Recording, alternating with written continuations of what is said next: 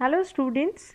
अभी तक मैं आपको प्लांट टिश्यू के अंदर पढ़ा चुकी हूँ about the different types of tissues like meristematic which are dividing tissues, permanent which are non dividing, and you have studied the various types of meristematic as well as the various type of permanent tissues.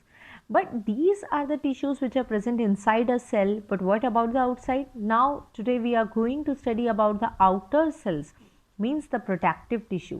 तो protective tissue की हम बात करेंगे, यानी वो tissues जो protection देखो बाहर से मिलती है, तो वो टिश्यूज़ जो किसी के भी सबसे आउटर लेयर प्लांट पे प्रेजेंट है उन्हें हम कहते हैं एपिडर्मिस। तो देखिए चलिए बात करते हैं एपिडर्मिस की। तो एपिडर्मिस एक आउटर मोस्ट लेयर होती है प्लांट की, और ये outer most layer usually single layered होती है। आपको इस डायग्राम से क्लियर होगा थोड़ा सा। देखिए यूजुअली ये जो सेल्स होते हैं ये सिंगल लेयर्ड होते हैं, बट ज़रूरी नहीं है। यूजुअली मैंने कहा it can also be multi layered. Multi layered किस तरीके से ये हो सकते हैं?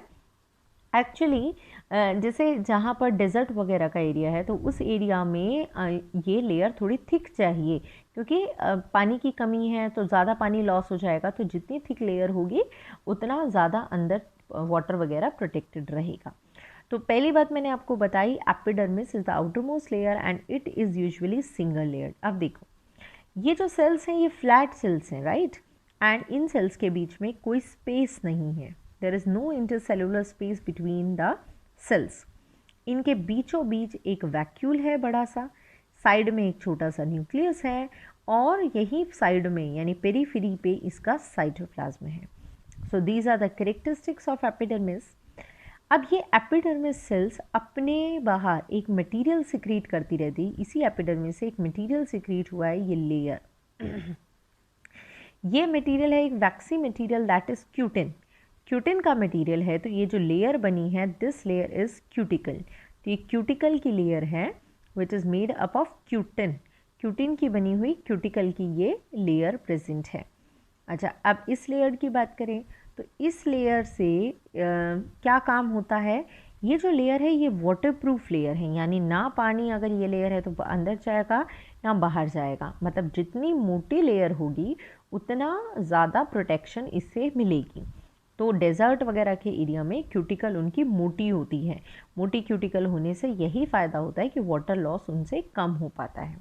ठीक है, तो ये क्यूटिकल की लेयर मैंने आपको बता दी वाटर प्रूफ होती है। अब देखिए मैंने कहा एपिडर्मिस तो आउटर मोस्ट लेयर है, ये स्टेम की भी आउटर मोस्ट है, लीफ की भी है, रूट की भी है। तो रूट में अगर क्यूटिकल होगी तो वाटर एब्जॉर्प्शन कैसे होगा, और वाटर एब्जॉर्ब नहीं होगा तो बाकी पेड़ के किसी भी हिस्से को पानी कैसे मिलेगा? इसीलिए जब ये रूट में होती है तो रूट में इसके ऊपर क्यूटिकल प्रेजेंट नहीं होती। तो जब ये क्यूटिकल प्रेजेंट नहीं होती तो उस टाइम इसे सुबरिन एपीब्लेमा नाम देते हैं। यानी जब इसके ऊपर इन सेल्स के ऊपर क्यूटिकल है तो हम इनको एपिडर्मिस कह रहे हैं। जब ये सेल्स विदाउट क्यूटिकल हैं तो हम इनको एपीब्लेमा नाम दे रहे हैं।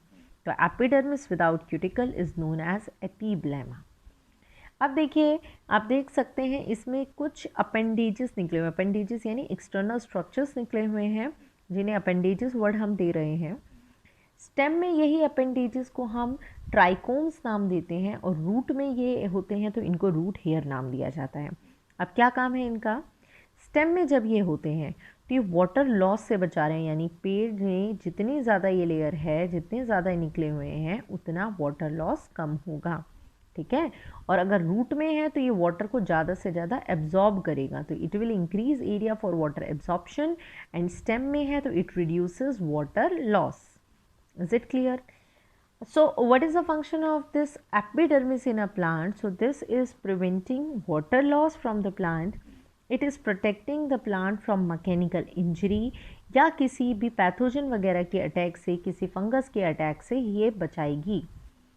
अच्छा, एपिडर्मिस हमेशा कंटिन्यूस नहीं है। लीफ में, स्टेम में, लीफ में ज़्यादा स्टेम में कम, कुछ जगह पर इसमें एक कुछ स्ट्रक्चर्स प्रेजेंट हैं, that is stomata. In stomata के होने पर ये एपिडर्मिस आपकी डिसकंटिन्यूस हो गई। तो एपिडर्मिस को बीच में डिसकंटिन्यूस करने वाले रिस्पॉन्सिबल स्ट्रक्चर हैं स्टोमेटा। तो इन स्टोमेटा के बारे में पढ़ते हैं।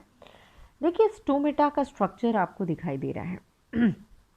डाइकॉट प्लांट्स और मोनोकॉट प्लांट। अब डाइकॉट क्या मोनोकॉट क्या, ये आप डाइवर्सिटी में ज़्यादा बेटर तरीके से समझ पाएंगे।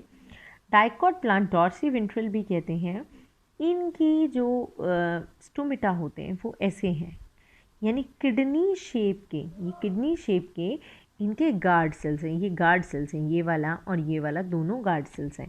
तो ये गार्ड सेल किडनी शेप के हैं, जबकि मोनोकॉट में जो दिखाई देता है उनके गार्ड सेल आपके डम्बल शेप के हैं, डम्बल शेप के गार्ड सेल दिखाई दे रहे हैं।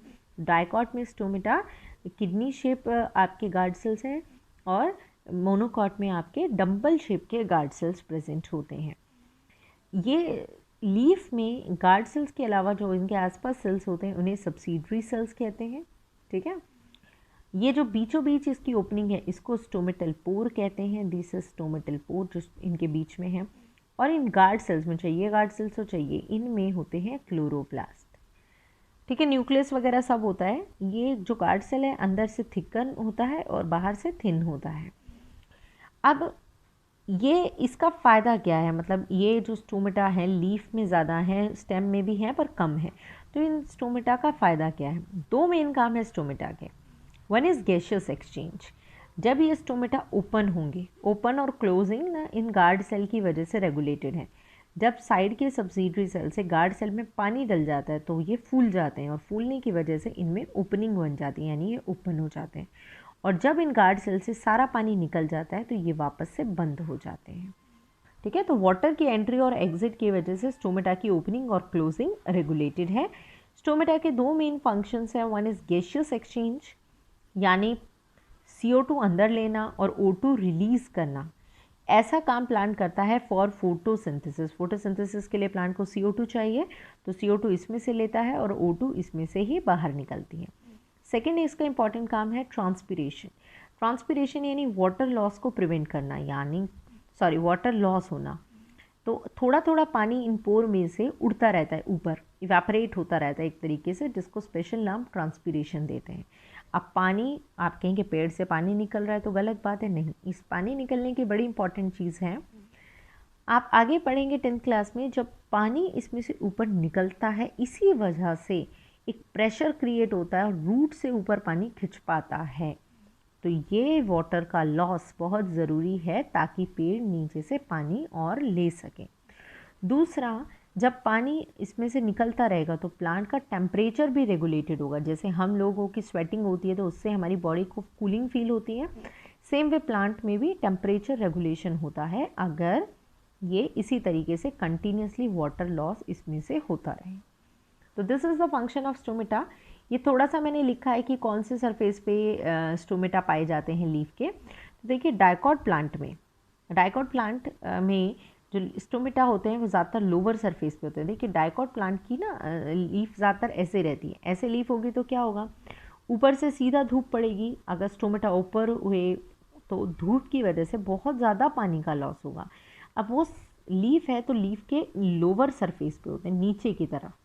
तो ऐसा तो नहीं है कि नीचे सिर्फ अंधेरा ही जा रहा है, रोशनी जा रही है बट इनडायरेक्ट लाइट जा रही है, तो वाटर लॉस होगा बट लिमिटेड होगा। तो डाइकॉट में stomata are present on the lower surface, इस टाइप को हाइपोस्टोमेटिक लीफ भी कहते हैं।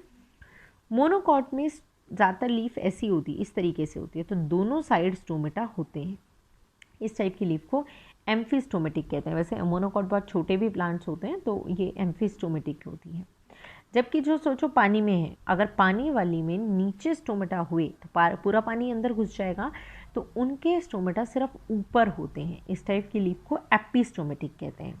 लोअर सरफेस पे हो तो हाइपोस्टोमेटिक, दोनों पे हो तो एम्फीस्टोमेटिक, और आपके सिर्फ ऊपर सरफेस पे हो तो एपिस्टोमेटिक। तो ये हुआ अबाउट एपिडर्मिस। बट आपको बताऊं, जो एपिडर्मिस है ना, ये लेयर एक प्लांट में तभी होती है आउटर में जब वो यंग होता है, पर जैसे ही वो प्लांट ओल्ड जाने लगता है तो एपिडर्मिस हट जाती है। आपने देखा भी होगा, एक यंग प्लांट होता है तो बहुत डेलिकेट सी ग्रीन ग्रीन सी लेयर होती है, बट जैसे एक प्लांट बड़ा हो जाता है, ओल्ड हो जाता है, उसकी लेयर ब्राउन हो जाती है, उस पर पार्क आ जाती है। तो let's talk of that now. So second protective tissue जो आप पढ़ रहे हैं अब, दैट इज़ कॉर्क, ठीक है। सो कॉर्क क्या है या बार्क क्या है उसकी बात करें तो ओल्ड प्लांट्स में, जैसे कि प्लांट्स की एज होती रहती है, तो जो एपिडर्मिस की लेयर है वो हट जाती है और एपिडर्मिस की जगह सेकेंडरी मेरिस्टेम आ जाते हैं। अब इस सेकेंडरी मेरिस्टेम के ऊपर बात करते हैं। थोड़ा सा बैक रिवाइंड कीजिए। बैक रिवाइंड करेंगे तो आपको याद आएगा, फर्स्ट या सेकेंड लेक्चर में मैंने आपको बताया था। देखिए, एक सेल है, ये अभी डिवाइड कर रहा है, तो ये सेल अभी डिवीजन की प्रॉपर्टी रखता है, तो ये सेल है मेरिस्टेम। ठीक है, ये मेरिस्टेमेटिक एक्टिविटी रख रहा है, ये मेरिस्टेम है, और ये प्राइमरी मेरिस्टेम है क्योंकि ये शुरू से मेरिस्टेमेटिक एक्टिविटी रख रहा है। अब इस सेल को एक पर्टिकुलर काम मिल गया। ठीक है, ये पर्टिकुलर काम मिलना यानी ये बन गया अब परमानेंट। इस प्रोसेस को कहते हैं डिफरेंशिएशन। ये डिफरेंशिएटेड हो गया, डिफरेंशिएटेड, राइट। अब मान लीजिए ये फिर से डिवीजन की प्रॉपर्टी रख ले। ये डिफरेंशिएशन सिर्फ मैंने यहाँ से यहाँ कहा है कि ये डिवाइड नहीं कर रहा है, ये काम करने लगे, इट इज़ डिफरेंशिएटेड। अब ये डिफरेंशिएटेड जो काम कर रहा था वो फिर से डिवाइड करने लग गया, तो अब ये जो बन गया है ये बन गया है फिर से मेरिस्टेमेटिक। और अब ये जो मेरिस्टेमेटिक बना है ये दोबारा बना है, सेकेंड टाइम बना है, तो इसको कहा सेकेंडरी मेरिस्टेम। यही बात मैं यहाँ कह रही हूँ। यहाँ देखिए, मैंने कहा जो एपिडर्मिस है, ऑब्वियस सी बात है आपके ये एपिडर्मिस परमानेंट थे। अब इस एपिडर्मिस को हटा के एक फिर से डिवाइडिंग सेल्स आ गए, यानी सेकेंडरी मेरिस्टेम सेल्स आ गए, जिनका नाम दिया जाता है कॉर्क कैम्बियम या फेलोजन। मैंने कहा एपिडर्मिस हट गई और उसकी जगह एक अगेन डिवाइडिंग सेल्स की लेयर आ गई, दैट इज कॉर्क कैम्बियम या फेलोजन। ये कॉर्क कैम्बियम या फेलोजन के सेल्स डिवाइड करेंगे अपने आउटर साइड भी और अपने इनर साइड भी। जब ये अपने बाहर की साइड डिवाइड करेंगे तो ये बनाएंगे कॉर्क या फेलम, और अंदर की साइड डिवाइड करने पे बनाएंगे सेकेंडरी कॉर्टेक्स या फेलोडर्म, यानी कुछ ऐसा स्ट्रक्चर बन जाएगा। कॉर्क कैम्बियम या फेलोजन बीच में हो गए, इन्होंने बाहर डिवाइड किया बनाया कॉर्क, अंदर डिवाइड किया बनाया सेकेंडरी कॉर्टेक्स। इसके दूसरे नाम भी याद रखने ज़रूरी हैं, कॉर्क या फेलम, कॉर्क कैम्बियम या फेलोजन, सेकेंडरी कॉर्टेक्स या फेलोडर्म। और इसकी सीक्वेंस भी याद होनी चाहिए आपको, ये बाहर की साइड है, ये अंदर की साइड है। इन तीनों को इकट्ठा मिला के बोलते हैं पेरिडर्म। This is periderm. तो एक ओल्डर प्लांट में इस तरीके की पेरिडर्म आ जाती है। ये जो कॉर्क के सेल्स हैं, इनमें से सारा जो प्रोटोप्लाज्म है वो निकल जाता है, यानी ये डेड हो जाते हैं। इनमें टेनिन वगैरह आके भर जाता है और इनकी लेयर, इनकी वॉल पे सुबरिन आ जाता है, एक नया मटेरियल। एपिडर्मिस पे देखिए हमने कहा था क्यूटिकल, और कॉर्क पे मैं कह रही हूँ सुबरिन। तो सुबरिन आने की वजह से इसकी वॉल सुबराइज्ड है, यानी कॉर्क के ऊपर देखो पेरिडर्म तो सिर्फ यहाँ तक है, पर वैसे कह रही हूँ मैं, कॉर्क के ऊपर जो लेयर होगी वो होगी सुबरिन। सुबरिन की लेयर ज़रूर प्रेजेंट होगी। तो सुबरिन की लेयर हो गई, ये यहाँ पर उसको बचाएगी पानी वगैरह के लॉस से। तो इस तरीके की एक प्रोटेक्टिव कवरिंग बन जाती है एक ओल्डर प्लांट में। यहाँ पर ये बहुत इंपॉर्टेंट है, इसकी सीक्वेंस बड़ी इंपॉर्टेंट है, outside to inside. You have to learn all these names. So these are the protective tissues, that is epidermis in the younger plant and cork in the older plants. Till now आपने जो भी पढ़ा है ये बहुत ज़्यादा detail कुछ नहीं पढ़ा है। जितनी भी चीज़ें आपने पढ़ी हैं वो बेसिक 9th में या 11th में दोनों ही क्लासेस की बेसिक बातें हैं। सो इतनी बातें आप सभी लोगों को बहुत अच्छे से आनी चाहिए। आगे फर्दर आपको क्या ज़्यादा NTSC के लिए और पढ़ना है इस सारे कंटेंट के अलावा, वो हम नेक्स्ट वीडियो से पढ़ेंगे।